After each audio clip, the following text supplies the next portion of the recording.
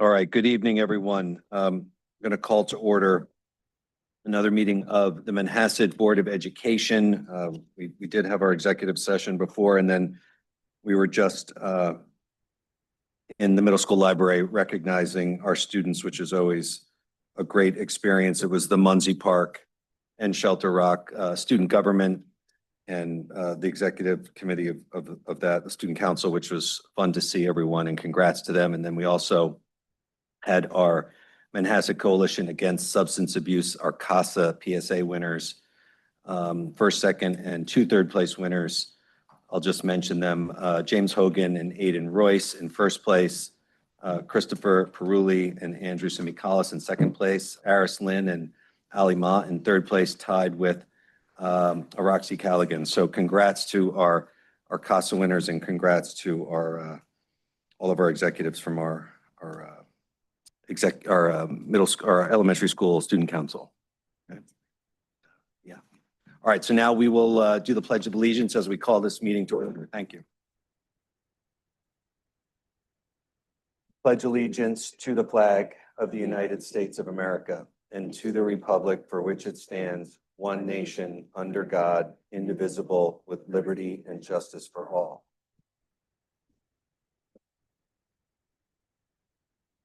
All right, next could I have a motion to approve the minutes from our last meeting? Maria, second. Any discussion? All in favor? All right, that's 5-0 with approval of the minutes. And that will get us right into Dr. Pellettieri's superintendent's report. Thank you, sir. Just briefly wanted to mention some of the things that are going on around the district. We just had our SCA fair last weekend. We put in for good weather and we received it. That was great to see and had a lot of fun there. Fun was had by all. Great many people visited the fair, and the SCA did an outstanding job, as always, in putting that fair together for our youngsters. We recently had Bye Bye Birdie performed by our middle school students, and again, an outstanding performance, incredible cast and crew and set design in our amazing new auditorium. Very happy to see that. The APs are underway this week and next week, and just reminding folks of that. I'm sure we are well aware of that, right, Catherine? That there are APs going on? Yes. And also JV sports are going to be coming to an end this week, and playoffs for varsity sports will be continuing into the next few weeks and hopefully month. The Science Olympiad, we had junior division winners. We had so many. Again, if I read every name, we'd be here all night.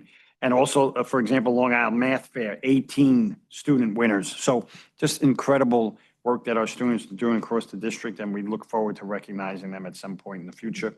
And lastly, our budget vote is May 19th. We have a vote and election on our budget, and we're going to share more information tonight in our budget hearing with Gerard, our business official, in a short minute, in a bit here. Thank you. All right, any questions for Dr. Pellettieri? All right, so yeah, I'll just underscore that was a fun day for the community, the SCA Fair, the wood stick, and then all of the drama performances and the musicals, and it's a busy time, and well done to everyone for executing so well on all of that. So thank you. All right, so let's get right into, we're coming to the end of our budget process. So I'm sorry. Oh, student delegate report. How could I forget? Sorry. Catherine, please. Catherine, I think we saw you in the newspaper. Is that right? Yes. You're getting famous now? Are you getting requests for autographs? Yeah, everywhere I go. Enjoy it while it lasts. Well, from the Student Senate, elections and appointments for next year will be held at our next meeting at the end of May. And everything we're focusing on right now is just our preparations for next year. And that's it. Just wrapping up the year and hoping to set a good tone for the summer and next year. Catherine, how many APs do you have tomorrow? 2. 2 tomorrow? Go home right now. No, it's fine. Yeah, please. Wanna? Please. Seriously. Let me take a couple notes. I need to report back with something. Okay. All right. Okay. But I can please, send you notes. I mean, all right. yeah, please don't stand on ceremony if you need to go study. So, all right, let's move on to our budget hearing, our formal budget hearing. we've been through a lot on the budget. I think we're in a pretty good spot, but Gerard, please give us the latest and greatest.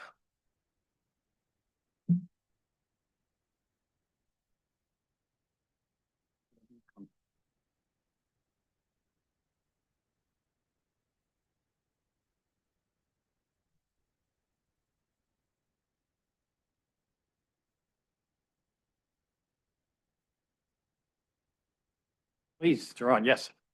Good evening. Just want to welcome everybody here to our formal budget hearing. Dr. Pelletieri and I will present the budget hearing tonight. We're going to do like we did it the other day. Yeah, Gerard, we'll bounce through each one, right? Can we get, James, is there, I guess you're working on that, right? Try to get that off there. Thank you so much. So we have been talking about the budget since Gerard arrived, really, in August, but we did a lot of specific work around the budget starting in October, November. And tonight's presentation is going to take us through all of that. We're going to talk about budget development timeline. We have our budget overview, our benefits, what benefits cost us each year, our priority areas, staffing for next year, class size in terms of preliminary class size, obviously, what enrollment looks like over the next few years, clubs and activities, what's new next year, our capital reserve proposition, which is a second vote. Very important that people recognize that we're going to ask for 2 votes on the budget day, May 19th. Some historical data, some of the things that we see over the years. Our 27-28 budget outlook for next year's budget. We're already thinking about next year, obviously. Voter information and then any other upcoming meetings that we have.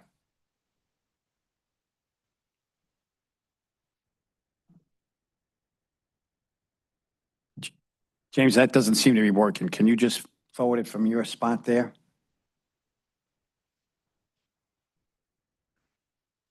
Gerard, on the side, there's a slide there. It should show green, right? Yeah.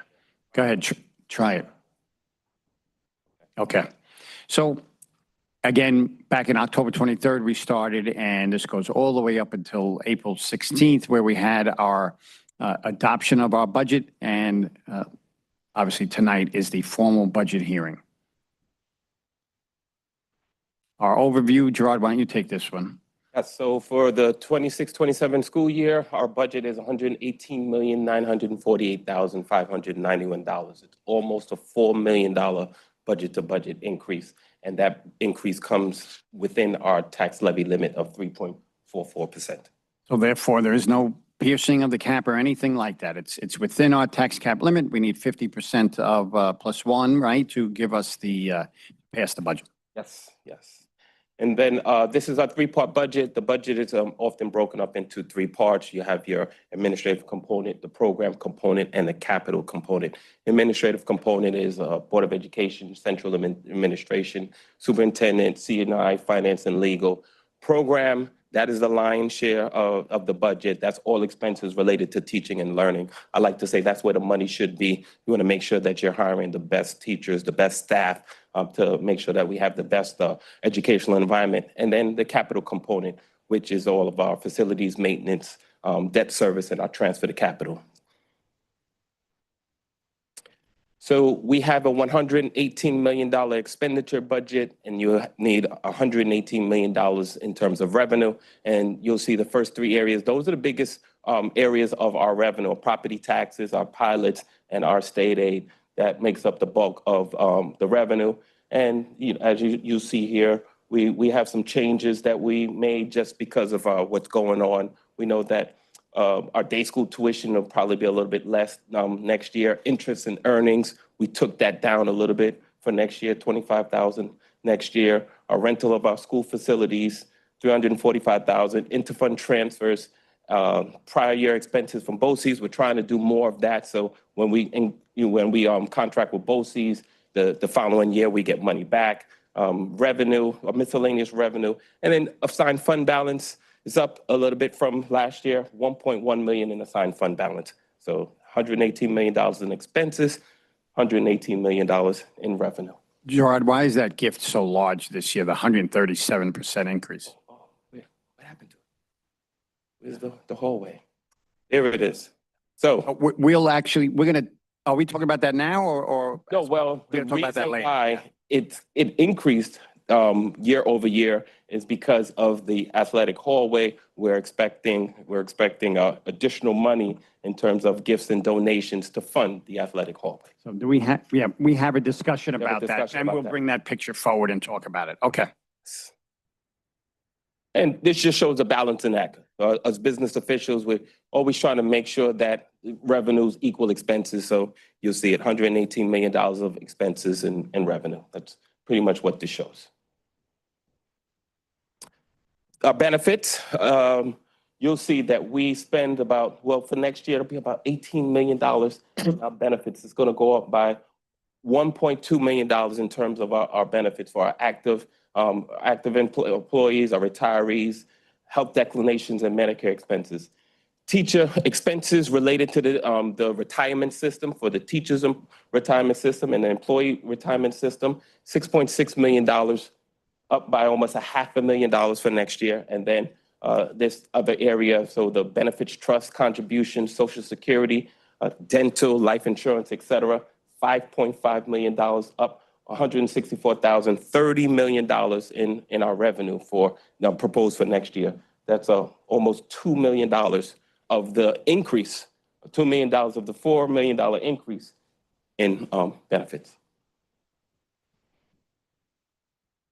Okay. Thank you, Gerard. Our priority areas are often from year after year. We try to build a foundational sense around the district and make sure that we have a strong foundation. So our priority years often stay the same. We look at those each year and we'll look at those actually again this summer. But for the district this year, inspire growth in each student, support growth for our educators through professional development. We obviously want to have strong relationships with our community. For example, the SCA Fair is an example of that relationship and one of the strong relationships that we have. And we're always looking to upgrade security and facilities. So in terms of our priority areas, supporting our priority area for inspiring growth in each student, we are continuing our engineering, broadcast journalism, and computer science pathways. We have a new pathway project, Lead the Way in Biomedical Sciences pathway. We've offered that in 25, 26. Human body systems will be new next year. We have a business pathway and virtual enterprise program that will expand. We have 2 incredible virtual enterprise teams that have been out competing throughout the year and done outstanding work in New York and hopefully nationally. We have a new course in personal finance that is a directive from the state that will happen throughout the district, throughout the grades. AP Comparative Government is a new course, and Chinese in grade 2, which will be, Chinese 2, which will be given in grade 9. We also this year have a sealed biliteracy where over 100 students are getting a sealed biliteracy on their graduation document. What do we call that? Diploma. Thank you. It's been a long day. Yeah, graduation document. Yeah, the diploma. And next year we will be adding the seal of civic readiness so our students will become more what we want in terms of citizenship and recognizing their place in the world and their place in terms of their role in our society. Also for teachers, a lot of this work is done through mentors, summer work, professional development throughout the year, making sure that people are continuously growing and getting better at their craft. We can't continue to do the same things year after year. I always use that example. When you watch those old Civil War films and you see them sawing off somebody's leg, right? Catherine, you ever see that? You have, right? It's pretty graphic. That's not great.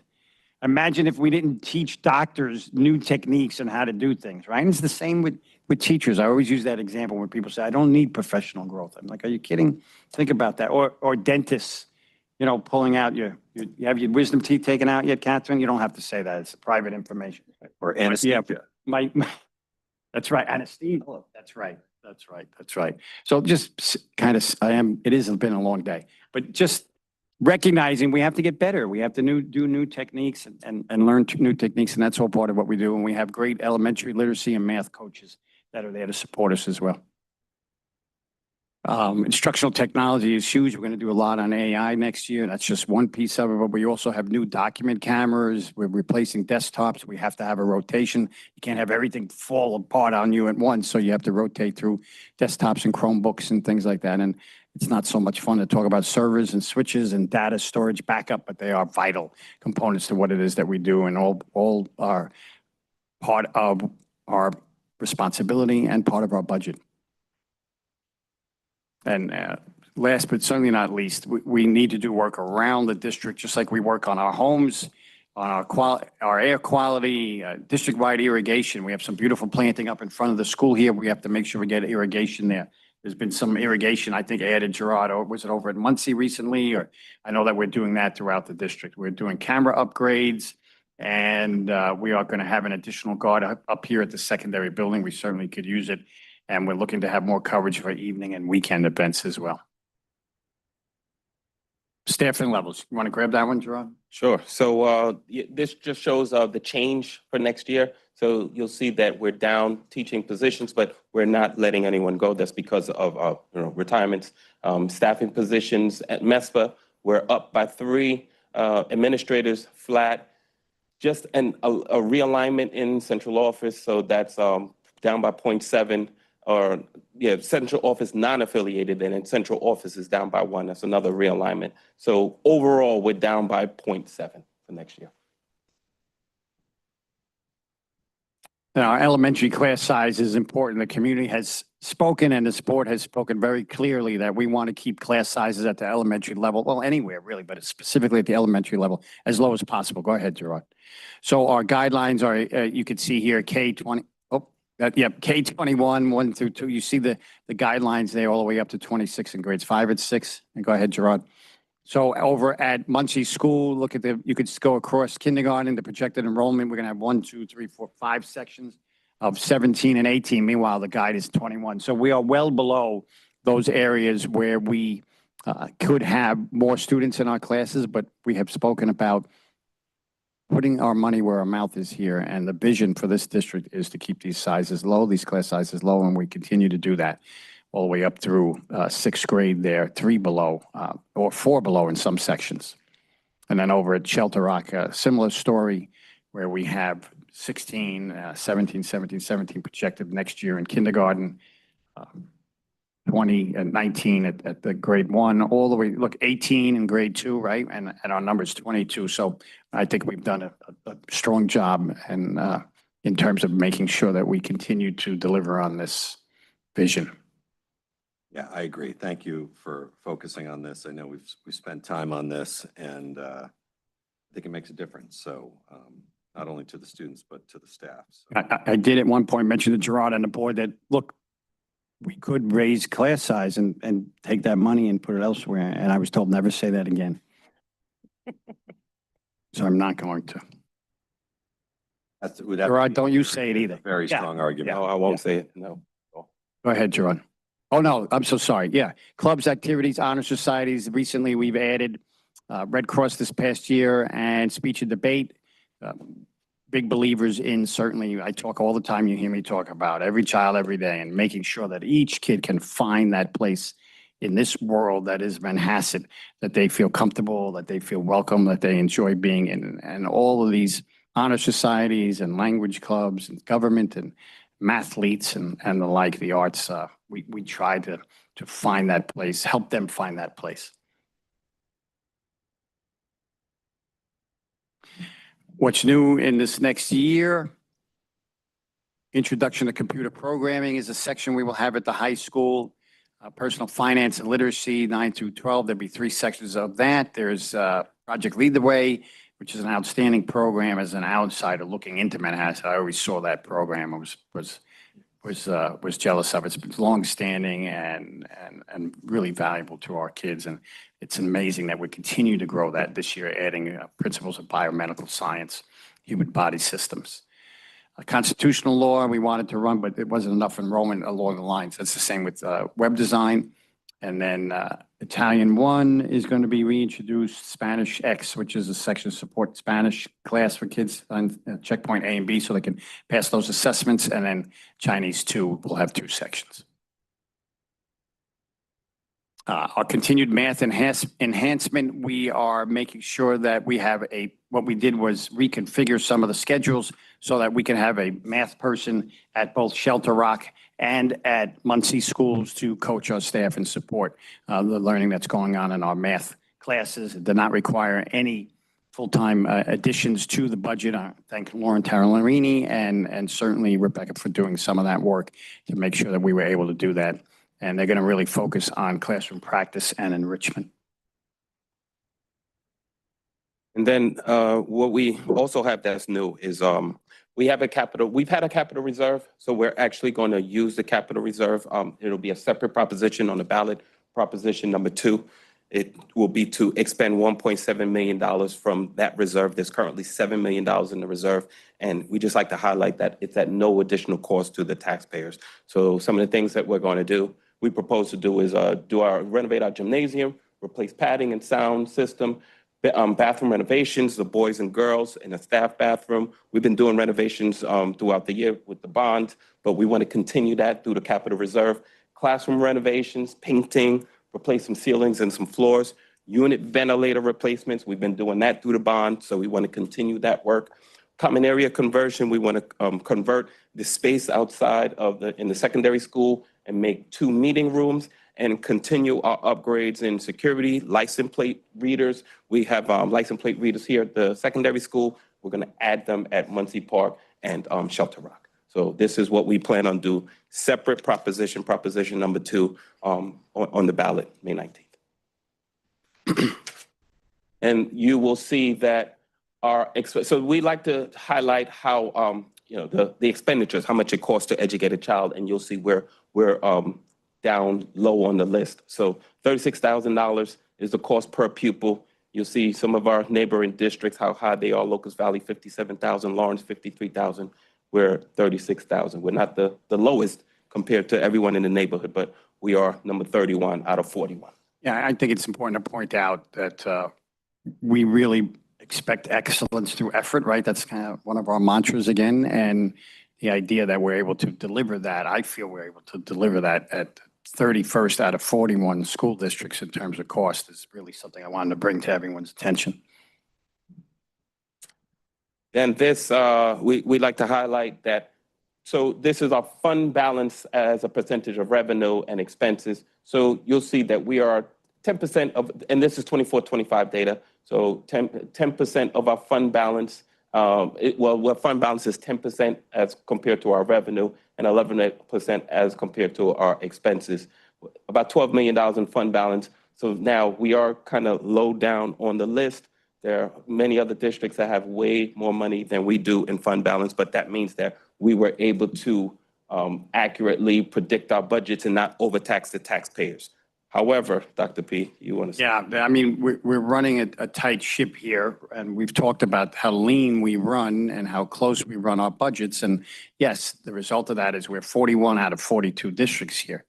But the other side of that equation is that when you have things that come up, and things always come up, it's tight. It's really difficult to be flexible to react to those things. So that is something we really need to consider in terms of trying to build that fund balance and build our reserves.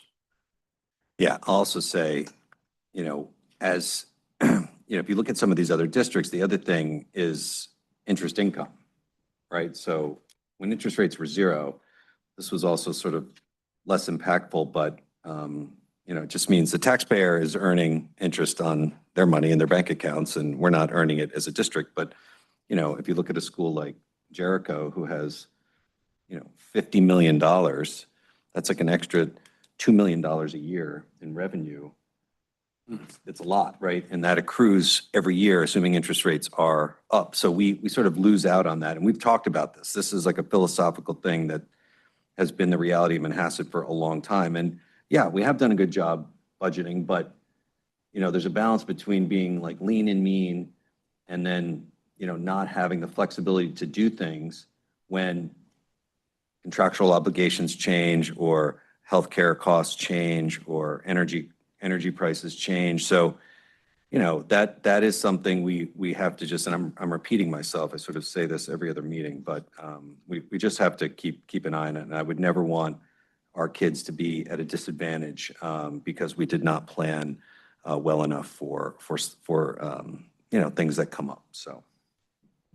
Can I just add to that, just a clarification? That number, I know it's a little bit outdated now, but that includes the reserves and that unassigned fund balance line item, correct? Yes. Right. And I know at the end of the day, that unassigned fund balance is actually really, really tight. I think it's hovering around $1 million or so, which is really the, Yes, we do run a real lean, mean operation. So, yes, yes. So it would be nice to somehow find the balance, not overtax the taxpayers, but find a way to build up the fund balance.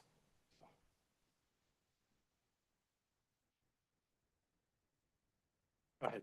Okay, so this is what we're looking, this is what we're expecting for, you know, for the years to come, 27, 28. We finalized our transportation contract, so that you should see that pretty soon. That'll actually go on the agenda for approval. So we know what that increase is, and we're going to build that in for the years to come. I believe it's 8.2, 8.5% increase for this year, and we'll build out the other years into the budget.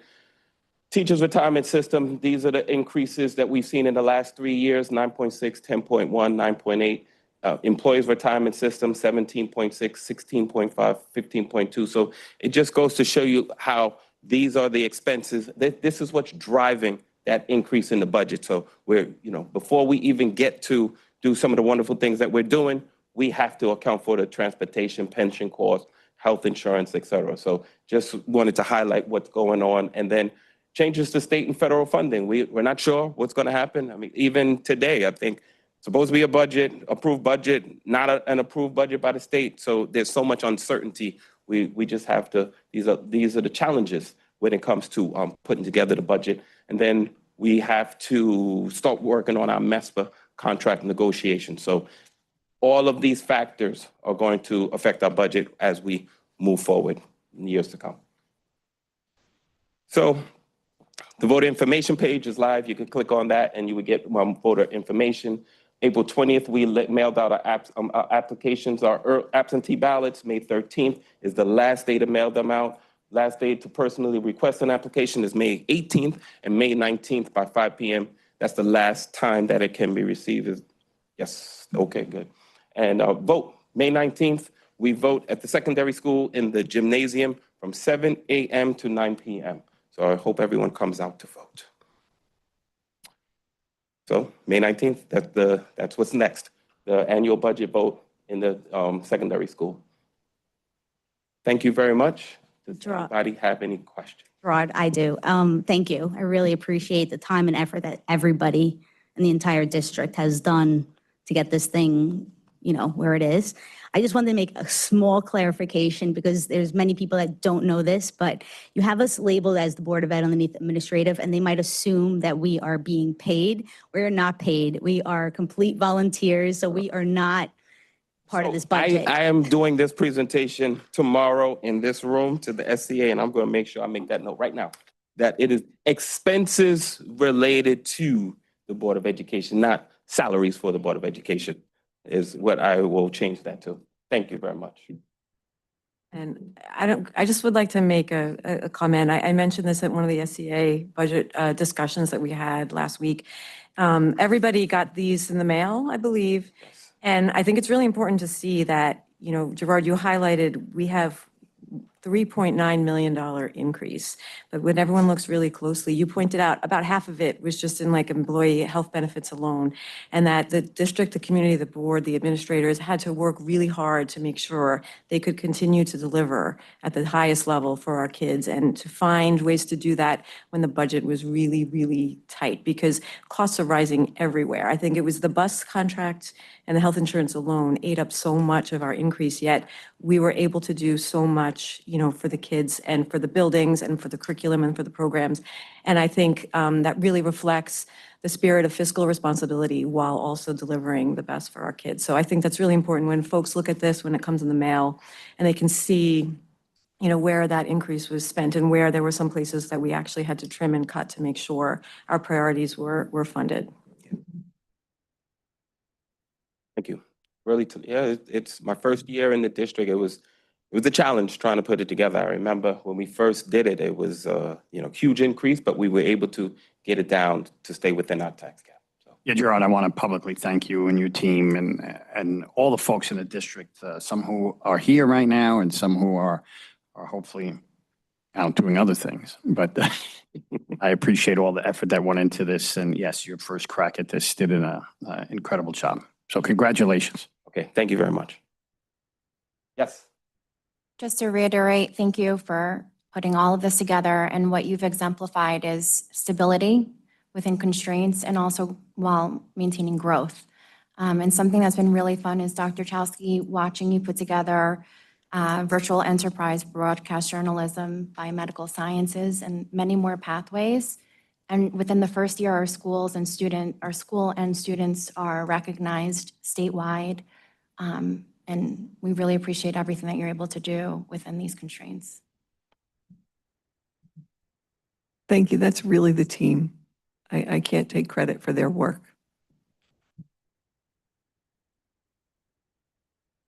Okay, right now my note. Okay. Got it. Board not paid. Board not paid. There you go. Expenses related to. Thank you very much. All right. I'll also open it up to public comment on this topic of the budget, if anyone wants to say anything. Sure, if you wouldn't mind coming up, introducing yourself, and just limiting your comments to 3 minutes. One more minute, since I'm the only one here. Hopefully I can get 1 extra minute. Good evening. My name is Dan Xie. Thank you for the opportunity to speak. I have 3 brief points. The first one's on state aid. Manhasset has received roughly $5.5 million in state aid in each of the past 3 years. Jericho, with the nearly identical enrollment, has received between $10 million and $12 million annually over the same period. So that's roughly twice the funding for a comparable student population. I'd like to ask, has the district analyzed why this gap exists and whether there are 8 components where Manhasset may be receiving less than what's available? If not, would the board be willing to conduct that analysis? My second point is on per student spending and the real budget trajectory. In gross expenditure per student, Manhasset ranks in the bottom quarter of Nassau County School District, behind peer districts like Syosset, Great Neck, Roslyn, and Jericho. And the trend is concerning. From the 2020-21 school year through the proposed 2026-27 budget, per student spending in Manhasset has increased by approximately 16%. Over the same period, up to March this year, the consumer price index, which is measured inflation, has increased by approximately 27%. So in real inflation adjusted terms, per student spending has declined by roughly 11% without even adjusting inflation from March this year to 2027. Looking at this year's proposed $4 million budget increase, the great majority is consumed by employee benefits, debt service, transportation, and special education. None of these categories represents direct investments in classroom instruction. After inflation adjustments, real spending on instruction has declined by 11% since 2020. Is the board comfortable with this trajectory? And if not, what is the plan to address it? My third question, or my third point, is on budget, a breakdown by program area. Before raising my final question, I want to give credit where it's due. Manhasset continues to deliver both academic and athletic excellence.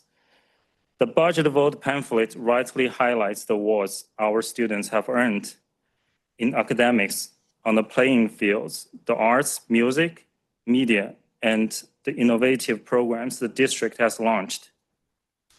The board and the administration deserve recognition for that. To help the community understand and support the budget, I'd ask one thing. Could the district provide a budget breakdown by program area, including instructional department, including ELA, math, science, social studies, world languages, art, music, PE, and athletics, and with further detail by functions such as instruction, equipment, and supplies for the past 5 years and the proposed 2026-27 budget. I believe seeing the trend over time and allocation of financial resources will help the community understand the budget better. Thank you.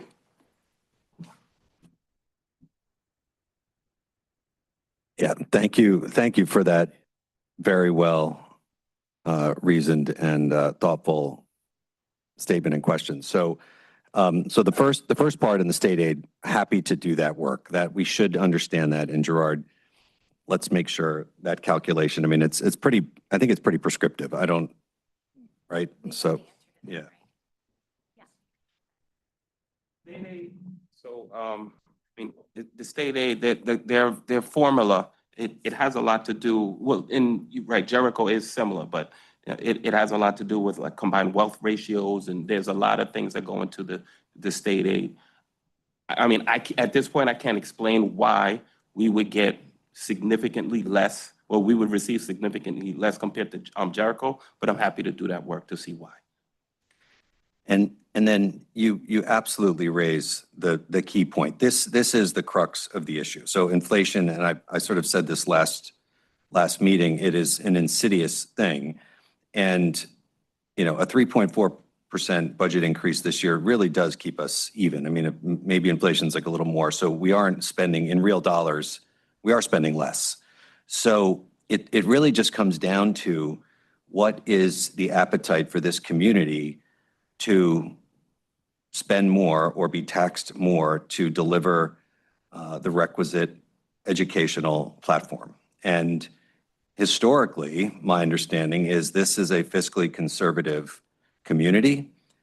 And we need to decide as a community if we want to have that discussion and make the argument. I personally think we do.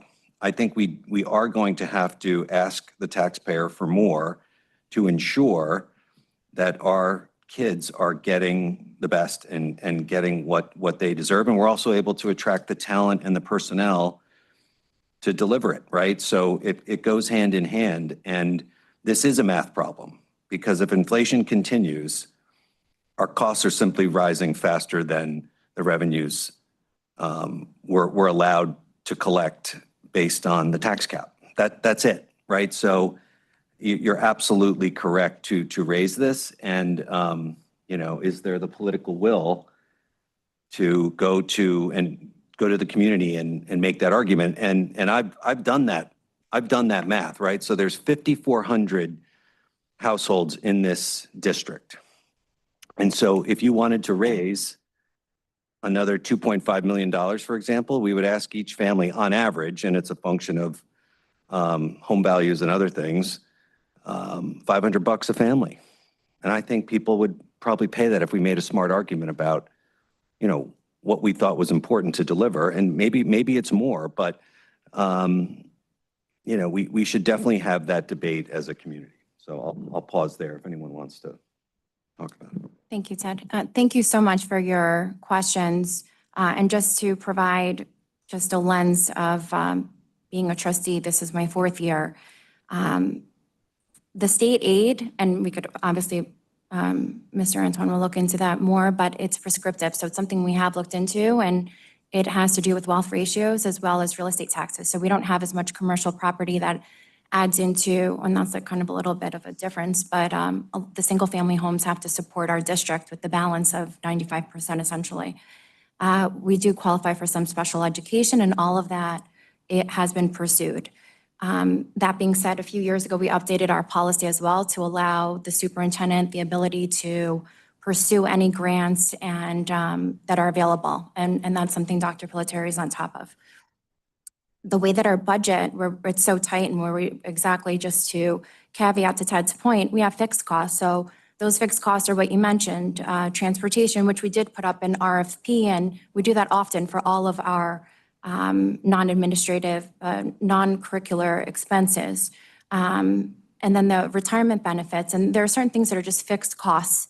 So essentially, we craft our budget reversed into subtracting out the fixed costs, and then from there, we have to look into instruction and more direct costs for our students and our staff, and that's where the administration has gotten very crafty in terms of adding coaches into the classroom so that at least they're differentiating instruction to meet the needs of our gifted and talented, our children that need to get meet standards, and then our children that are at the cusp of exceeding standards. So there has been a lot of strategy that has been applied with the balance of what we're able to do without piercing the cap, to Ted's point.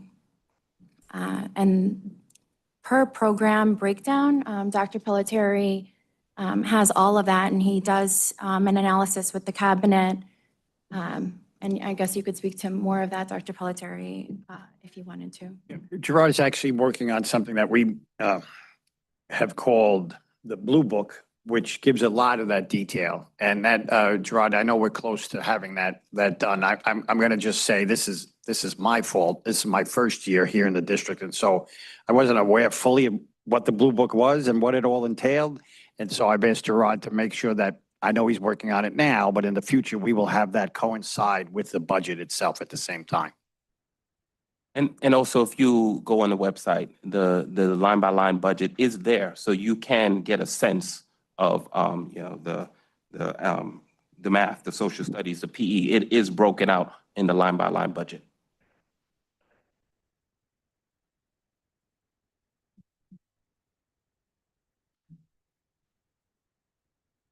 Yes, that's why the Blue Book would help, because the line by line budget is not just all math together, or social studies together, or PE together. So yes. So the Blue Book will have that, Gerard? Okay. And also, we know you very well. Thank you for your role in the district and your support and your partnership. And we can give you a call also and kind of walk through exactly what it is that we're trying to do. Okay? I have his number. Thank you. That was actually what I was going to say, Dr. Pelletieri, and to the cabinet, is that we actually, to the community that's listening, we welcome those questions, and you have administrators such as Mr. Anton who is willing to listen to that. So I would encourage you have those conversations, because to Ted's point, as we move on year after year, I will tell you just healthcare benefits. If you look at your own healthcare benefits and what you have to pay in, it is increasing, and that dollar is not going to go down. They're putting the burden more on the individual contributor, if you will, and that is a huge expenditure. And so we have to offset that by other areas. But I want to echo what Nadia said, and I think an area where we do want to work with Mr. Anton more is grants. Are there places where we can get grants? And if there are those out there who are willing to write and are good grant writers, when we have those opportunities, I think that might even be a summer intern. I think there's opportunities, because it takes a lot to write those grants, but there could be some good dollar amounts that could come back to the district, and those are available. All right, great. Important discussion topic, and I'd certainly encourage you to join our finance committee. And this should be, it's a big topic. If the community can make recommendations to the board about where we should be spending money, let's hear it. Let's do it. I mean, it's critical. But we have to build a consensus, and we have to do it together. If we're gonna do it, pierce the cap and ask community for more. We just have to make the best, strongest, most rational arguments we can. So, and I'm happy to help participate in that as well. All right, thank you very much. So let's move on to our next discussion point, and that is the athletic hallway. Very exciting. We have a before. Oh yeah, we should. I've been hearing about this for many years, and it seems like we are on the 5-yard line, 10-yard line. Yeah, we're actually reference. doing some work now earmarking the plaques that are, so, yeah, that would be, that would have been really nice. Nadia, I wish I would have thought of that myself. Because, yeah, it's wonderful how many plaques we've won and how many recognitions our students and our teams have over the years. But it's clustered when you go in there. And so, Catherine, you ever walk through that hallway there? You're a student athlete also, right? Right? So you see those plaques there and everything. It's one, but what we want to do is really turn it into something that's pretty amazing in terms of new tile, floor to ceiling. We're going to have 3 showcases. I should get you a pointer. Make sure you're on the mic so folks at home can hear. Okay, so so you guys could see what we're doing here. We're doing from floor to ceiling tiles, getting rid of all the green that's been there. The lighting is gonna be, the lighting was done, but just the ballasts were replaced, so the full fixtures are gonna be replaced now. The flooring is staying the same because that's an expensive floor. But what are we doing to the floor? We're gonna fix all the cracks and make it look brand new. I'm gonna shine it up. And then all the showcases where the current awards, state awards are, they're going to be recessed into the wall. So giving and allowing and freeing up floor space so that the amount of students that, come into that hallway can flow nicely, won't bang into anything. It's going to be a very clean look. And it will match the bathrooms that we just did in that hallway as well. So we're going to start to take down those plaques. We are going to, They started already. yes, categorize them. We're going to picture each one of them. Oh, so the plan is we have, I believe our maintenance crew and someone else taking down, they're all stuck to the tiles. And so it's like a task, it's a lot. And they're gonna catalog and put them in boxes. And in the summer, we're gonna look to some students within the district that would gain service hours and come and catalog and put it so that when we have our computer system for the TV screens to show exactly, and Miss Raffo will be assisting with that as well. I think it's how many screens are there, Gerard? I think it's 4? 4 screens, and 3 of them will be monitors. One can have a schedule, one will have pictures and other things like that, pertinent information for athletics. And then one would be a touch screen eventually, would be a touch screen, and I can go in and say, my dad won the wrestling award in 1972. I'm going to want to see if I can look them up, and you could actually look them up and find that, which will be a really nice piece. We also talked about if there are members of the community who have a plaque up there with their name on it and they want them, I think we'd be willing to work with them about, getting them those plaques. Maria, you Absolutely. Especially the ones that are the single ones with their names on it. We would love that to give it back once we catalog and do everything that we wanted to do for the computer system. It'll update the district. It'll make us look compared to the other districts that are out there to, make Manhasset the excellence that we're all striving for. We are still looking for some donations. If anybody's interested in sending on over, you can reach. how can they donate? Call me, email me, find me in the grocery store, and we will get to the Booster Club and finalize this. Because by the month of June, as soon as the frolic is complete, this is going to be started. We're actually going to start before the frolic is over. I'm saying that now. I'm joking. Oh. I know believe me, we would never, ever do that. I know that. We would never, ever do that.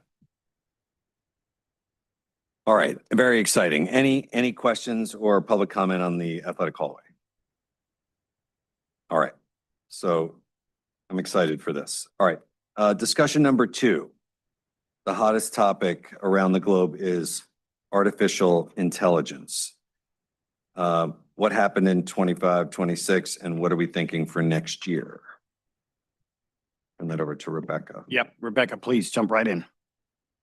James is going to pull up our presentation here, our discussion slides.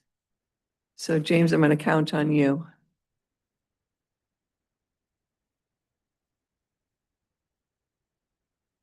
This is an opportunity. At the beginning of the year, when we started, we promised the public and the board that we would come at the end of the year and share our progress. So this is an opportunity not only to share this progress, but also to thank the community, the board, and everyone in our staff, including students who have contributed to all of this work. We've made a lot of progress.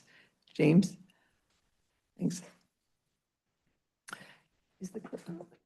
Oh, outstanding. Thank you so much. All right. First of all, we just want to focus that we are taking the stance that all decisions have to include all stakeholders, and that we've worked very hard to make sure that everyone is involved in these discussions. And ultimately, the mantra is AI is a tool. It's never a replacement for thinking.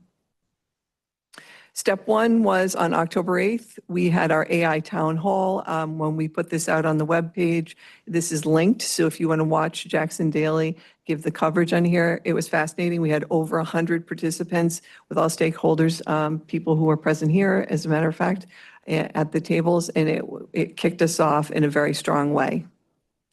Step two, and I want to thank the board for their support with this, is that we had two major moves in terms of our board policies. Our acceptable use changed to include AI, and then on March 19th, we changed our academic integrity policy to include AI parameters as well. But in both cases, we were very clear that we're focusing on critical thinking and learning in cybersecurity, but we also didn't write something that was so tight that when it continues to change, and as it's changing every day, that we would not be stuck and have to come back again immediately.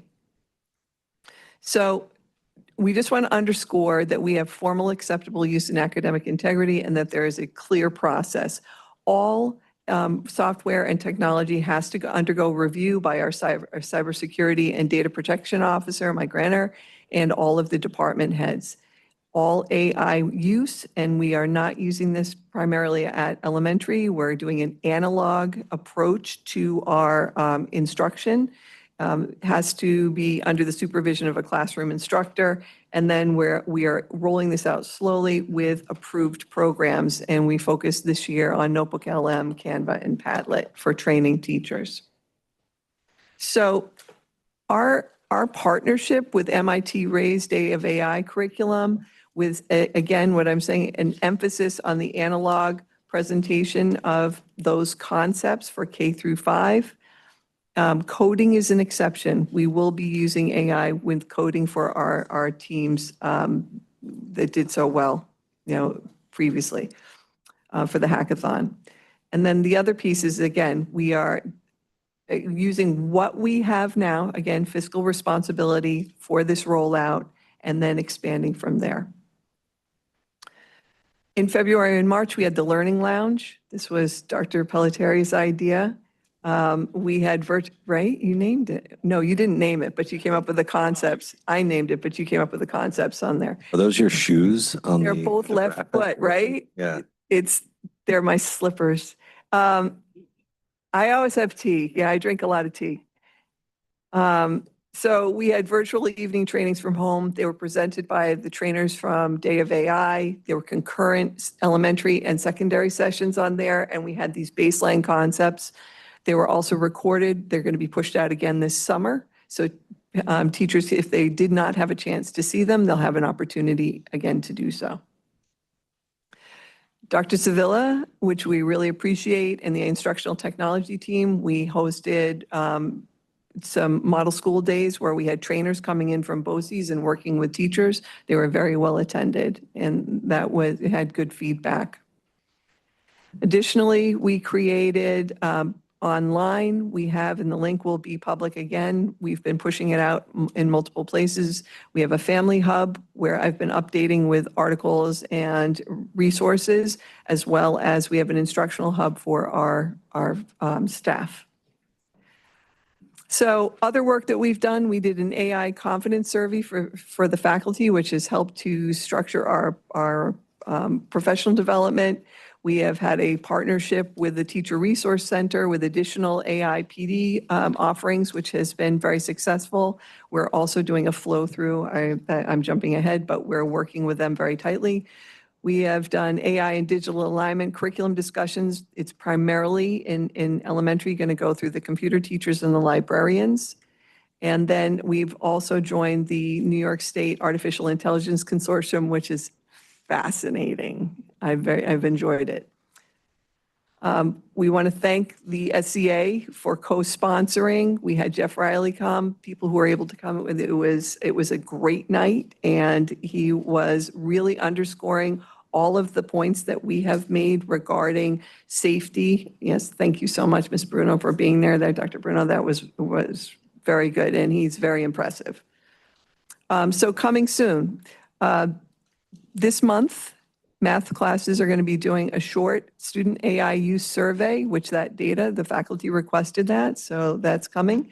We're doing additional Teacher Resource Center AI instruction through the TRC, where we actually approved all the courses today with the board, so that was fabulous. Additional family resources, and at the end of this year, before we leave, is that each department is to come up with AI use statements for every secondary discipline, which will be in course descriptions in September. Our AI focus will be half that in the elementary report card for elementary people on Superintendent's Conference Day. We've met with the PD committee. We've already started doing that work. And then we'll have also continued, it will be throughout the year, continued faculty support and systematic literacy curriculum rollout. So to end, I wanted to give a very special thanks to the Manhasset Board of Education for all their support. We could not do this without you moving forward in those policies. The AI subcommittee, we had 43 students, parents, guardians, teachers, administrators, and AI experts who we keep having involved in the conversation. The Professional Development Committee, and then the Teacher Resource Center. This truly has been a committee, a community effort. So thank you so much, and that is my update. Any questions for Rebecca? No questions, but I think what I'd like to say is a huge kudos to Dr. Chowsky and the team. I think for those of you and for those that are in the private sector, AI is taking such a boom, if you will. And I think empowering our students and staff to use it responsibly is really incumbent on us. And so I've seen what other schools have done. I've actually heard Mr. Riley even comment, Manhasset is leading the way, and I would actually encourage you to even think even further, because this is a tool, right? And as a resource and a tool as educators, we do have to empower our students how to use it appropriately. So it starts here, and a huge thank you to you and the staff for kind of trailblazing through some of this space. Marianne, I just want to echo what you said. Like, Dr. Chowsky, this is to me like the epitome of like leadership and really, taking it and delivering on a deep, very thoughtful level, and the way you have structured it and organized it and included all of the stakeholders and gotten everyone involved, and just how far you guys have gotten over just this first year alone is incredible. And I think you've also proven that there's trust there, that we're taking this delicately and lightly. This is not, this is a serious issue, something, substantial. We don't know where it's going. And to know that you guys have put this work in, I hope the community can see that there's trust there, that when we bring this for the students and to tie it into our curriculum and our education, that like we're doing it in the right way. So I've been very impressed, and thank you so much, for this year that you've led us through this process so far. To echo the same sentiments, we made a decision collectively to embrace it, right? Because it's happening. So we might as well be leaders in it. And if you could just share a little bit about the summer program that's being hosted at Manhasset, which is really, Take advantage. yes, because it's open to, if you could. Yes, thank you so much. And while it's not a formal part of our initiative, we are really excited about this. We have the InSpirit AI group, which is, they are instructors from Stanford and MIT and Harvard too.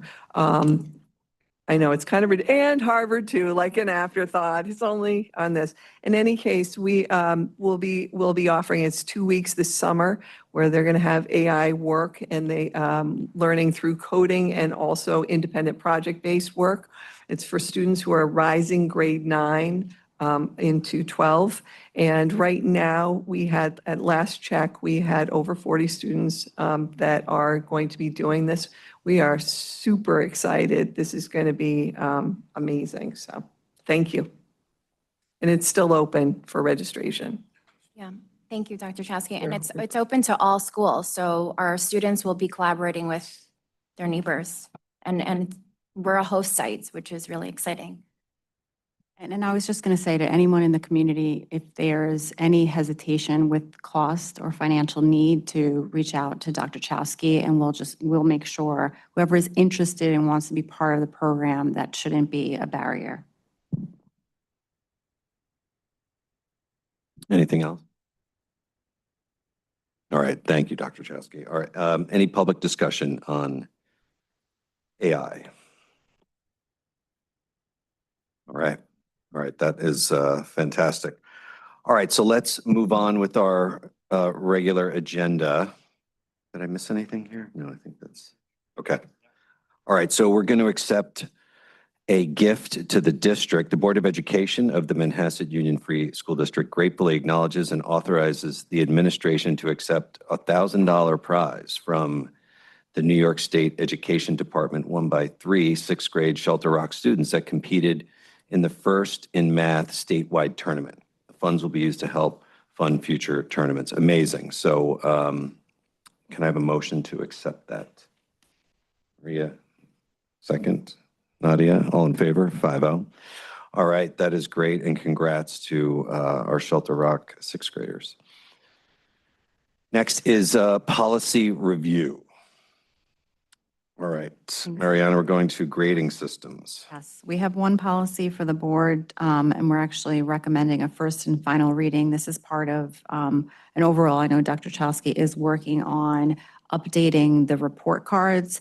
And one update that is very helpful is for parents in the lower grades. They were previously receiving it twice a year, but now the change is that parents shall be provided report cards 3 times per year in grades kindergarten through 6th, and 4, as we already know, exists 4 times a year in grades 7 through 12. So that's not changing. So the change is essentially an additional report card going from 2 to 3, but complete in grades kindergarten through 6th. So I'm recommending to do a first and final, because that's not a substantial, change to the policy. All in favor? All right, And that's it. that's it. That's it for tonight. That's it for policy. Okay. All right, so let's move on to our committee reports. The audit committee is going to meet next month, right? Or for our final meeting of the year, June 10th. I look forward to that. The finance committee, we did meet our last meeting. It was, yeah, we celebrated the budget being done and grinding as hard as we could on the transportation budget, basically, right? So I think, Dr. P, thank you, Gerard, the team, like Quinn, I mean, everybody, I think we gave them, we got the best contract we could under the circumstances that were presented to us, which is effectively like a one bidder, right? Okay. So we talked about that, but, the discussion tonight, that is the crux. So next year, the finance committee can certainly take up, the direction of travel for, how we want to spend and potentially tax if we think we are underfunded. And we may not be underfunded, but we are certainly at a point where it's worth having that discussion. So anything else, Maria, on this? No. Okay. All right, MAC, we have our last meeting on June 1st. We just had one the other day, and we discussed the athletic hallway and the process of getting, cataloging and everything. So basically organizing for the summer. And it's not really part of MAC, but I would like to get those trailers out of the parking lot. Yeah, me too. So, are you I'm the on it. captain of that? Okay. The captain. All right. SCA. We haven't had a meeting, I believe it's next week or so, but, just kudos to the team for having the SEA fair. It went off well. Thank you to all the volunteers and all the donations for the food. Next year, I think we should look for more food because towards the end of the day, people were starving and they were looking for more food. So just putting it out there from now. I got 2 for 1 hot dog at the end of the day. I bought 1 hot dog and they gave me 2. I don't know if I was supposed to get 2, but no. I was supposed to get 2. Yes. Right. And they were good. Can't accept bribes, though. So that was great. Yeah, SCA fair is always a hit. So, all right. And then is there a presentation tomorrow? The SCA again on the budget or no? Is it okay?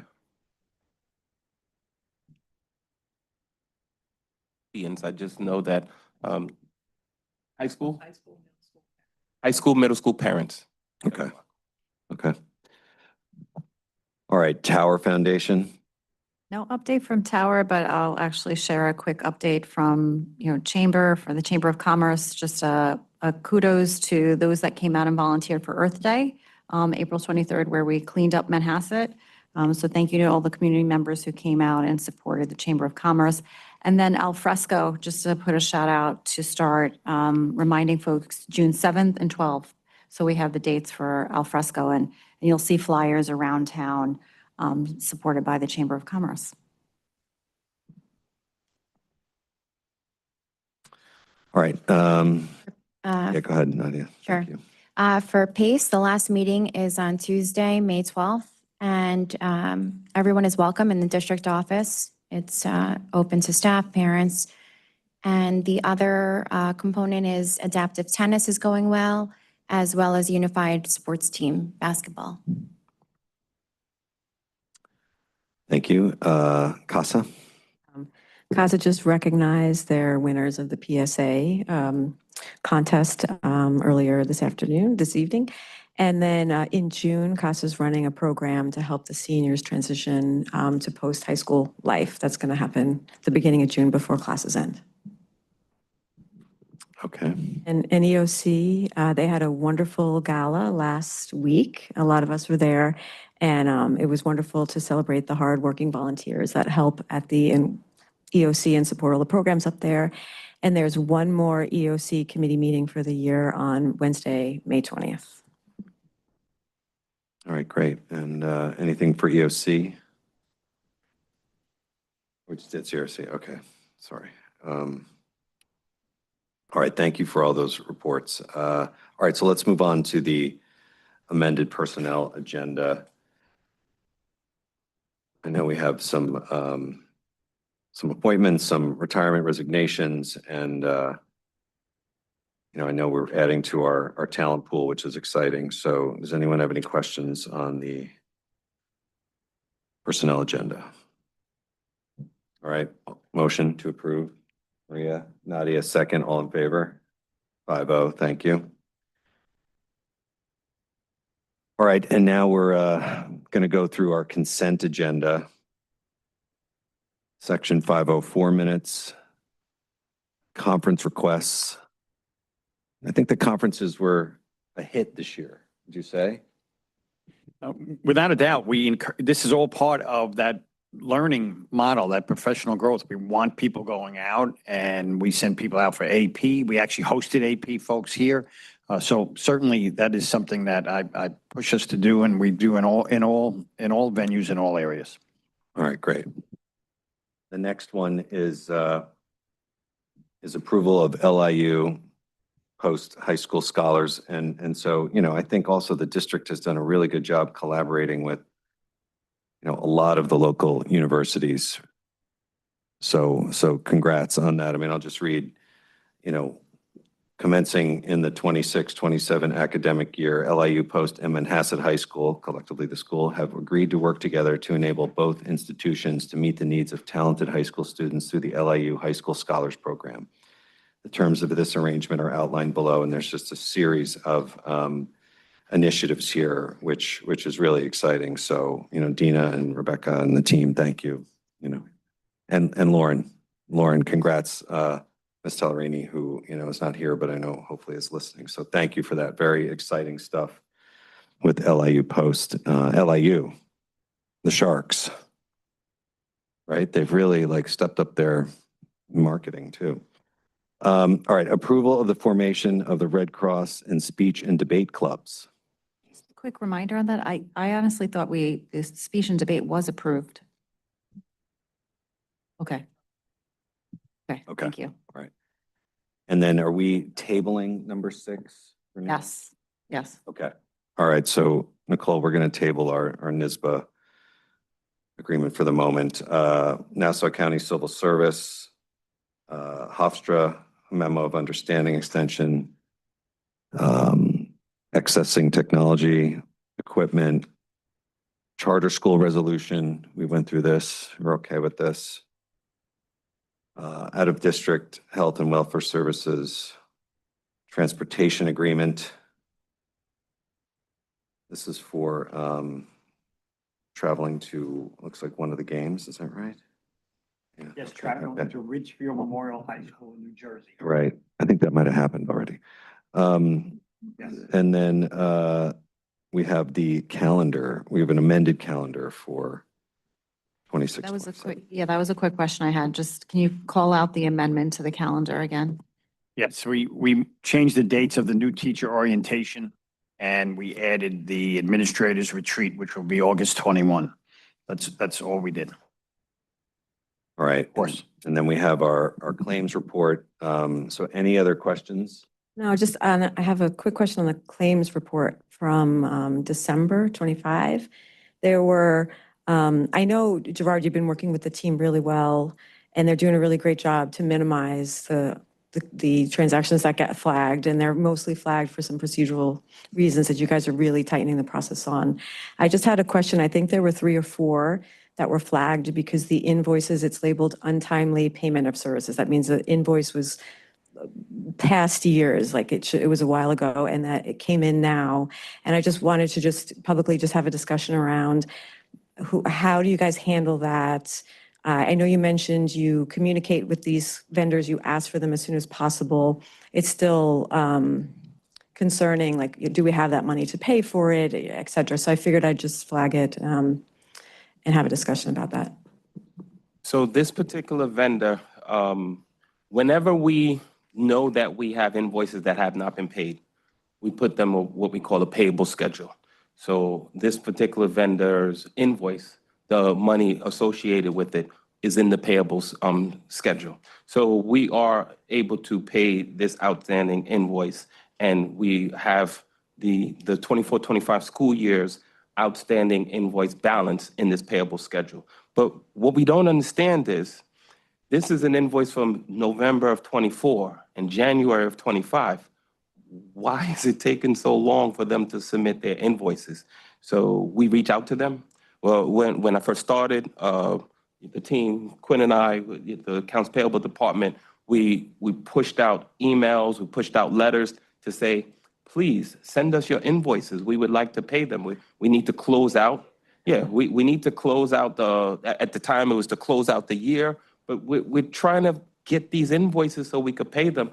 I don't understand why, as a business, or how do you operate as a business if you have money outstanding from November of 24? But we try, and you know, some have responded to us, but I don't understand why they all don't. In this case, that we were not sitting on those invoices. We just received them very, very delayed. And you guys have a system in place to sort of keep that money waiting for those Yes. invoices to come. So that's. And also there's a new feature in Envision that helps in this payable schedule. It helps to track. So when we put the invoice, or when we put that that balance in the payable schedule, it shows the remaining balance, and it actually deducts as we start to make payments. So if we put 500,000 in, then as we make a payment, 50,000, 100,000, it keeps deducting from it. So we're able to track how much money is still left on that invoice. And I know you started as of August 1st of this year, so these bills were from before your time. So I love that there's a great new team in place that's going to stay on our vendors and make sure they get these bills in, because we're happy to pay them. It's services they've provided. We just don't want to see from like 2 years ago. I'm going to question, is there a statute of limitations where they don't get paid? Like, if they haven't billed you? That's a superintendent question. So there is auditor's advice in certain circumstances where we could say, this is well beyond what would be expected in terms of receiving an invoice, and we're not going to pay that. We walk a fine line insofar as working with providers for our students who there aren't potentially other providers for our students. So we don't want to get in a situation where we're not paying for services that have been provided for our students and create what would not be a good relationship with the providers for our kids, right? That's not something that but there are instances where we might say, yes, we're not going to pay that. And so I believe we've done that. But in this instance, for example, our kids were serviced, they were there, they received what it is that we asked to be done. And so in terms of bookkeeping, we obviously want to do it in a better fashion, but we also need to be cognizant of we're a school. We have relationships with community-based organizations, and we need to try and keep those as good as possible. But there are times when we have the right to say we're not going to pay something. All right, can I have a motion to approve the consent agenda? Maria, Nadia, second, all in favor? 5-0.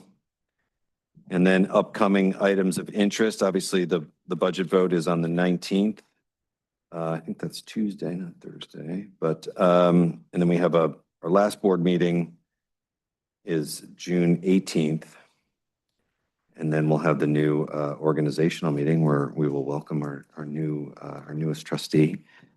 And then there's graduation and all the fun stuff that goes with that. We just check that date for July 9. I've heard different dates from different people. So the reorg meeting is scheduled on our calendar for July 9. I want to make sure that we all recognize that. Right, and if there's any question, please let me know as soon as possible. Okay? Thank you. All right, motion to adjourn. Maria, you're the best. Marianne, I'll give you the second this time. All right, all in favor? All right, we're adjourned. Thank you very much, everyone. Good night.